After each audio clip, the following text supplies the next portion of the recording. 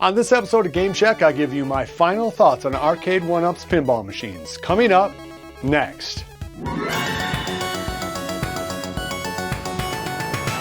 Hey everybody, it's JDV here for EvilGeniusEntertainment.com. Thanks for stopping by the Game Shack. Okay, let's get right into it. I'm gonna tell you what I think the fatal flaw is for these Arcade1up pinball games. The flaw they must absolutely address above all others in their round 2 of pinball games, presuming they ever do it. But before I get into the negatives, let's talk a little bit about positives real quick.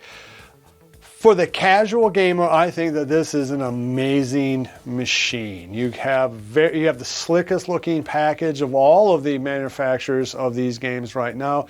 The Attack from Mars in particular is an absolutely beautiful unit, but they all are decked out with chrome, super well made. I think they're the perfect size and 3 feet long. There is so much to recommend about these games.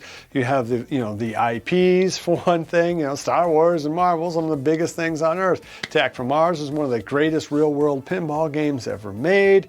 The emulation is fantastic, 60 frames per second. You get 10 games on each one. You flick it on and boom, anyone can run these machines. So it's not like you have to jump through all the hoops that you have to in a homebrew, like typing in your passcode, turning on Joy Key and some of this other stuff.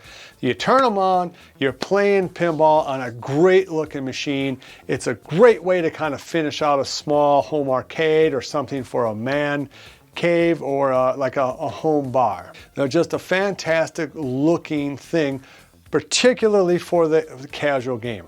But the negative is, of course, that no casual gamer, or at least very few, are actually going to own these games, at least not for a long time.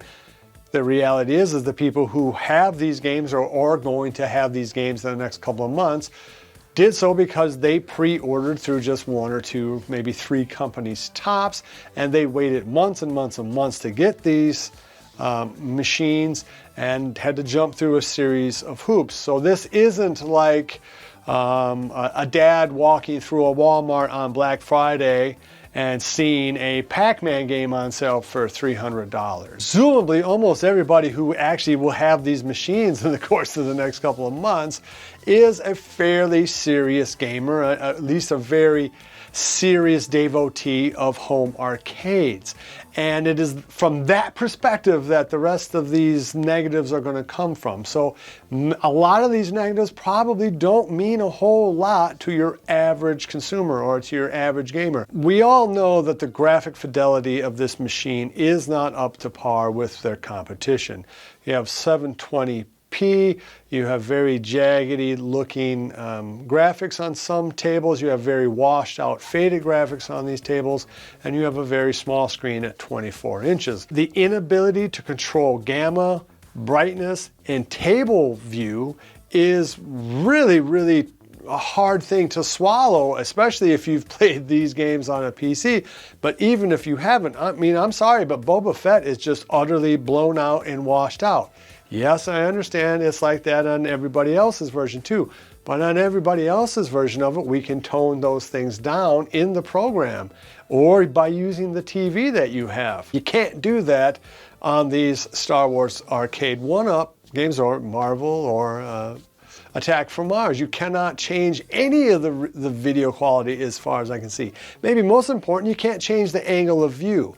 And that is a huge thing because depending on how tall you are, or if you like to play it seated, or if you raise the legs up and back to make it more of an angle, the way I suggest most of these games should be, then you're going to want to change your view. And sometimes a viewing angle is good for one table, but isn't so good for another table. So that you're missing out on a big chunk of the Zen experience when you cannot change the table view. For serious gamers, those are big negatives. But the biggest negative, the negative that they absolutely have to fix before they come out with Gen 2 of these machines is lack of Wi-Fi.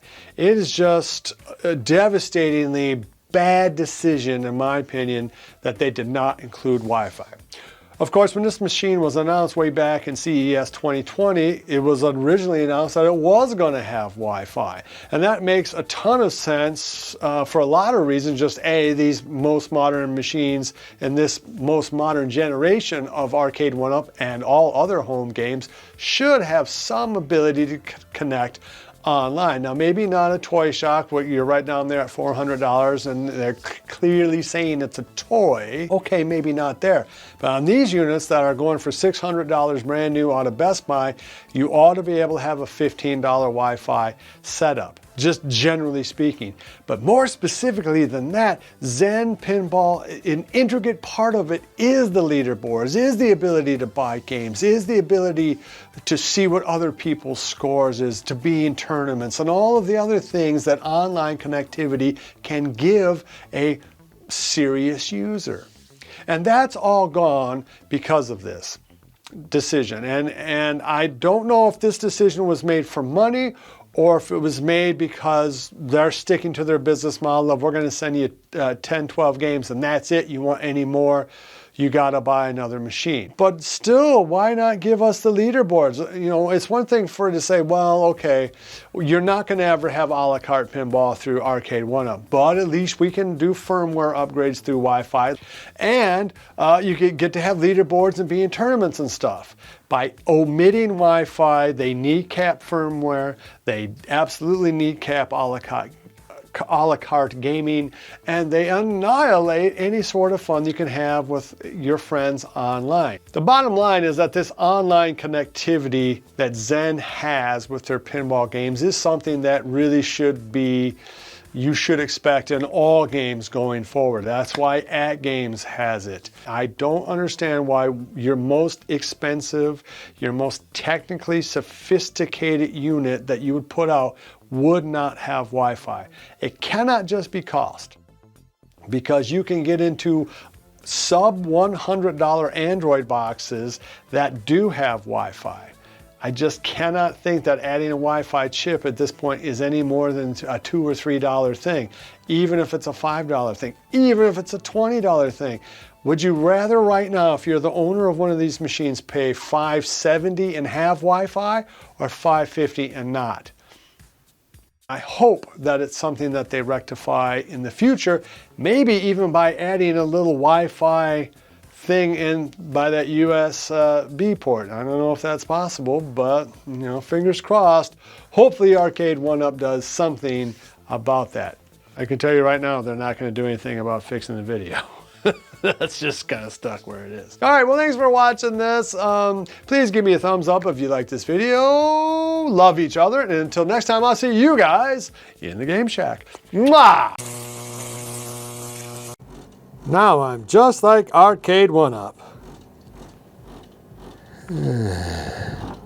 Be sure to visit evilgeniusentertainment.com for exclusive content, swag, casting call news, and much, much more.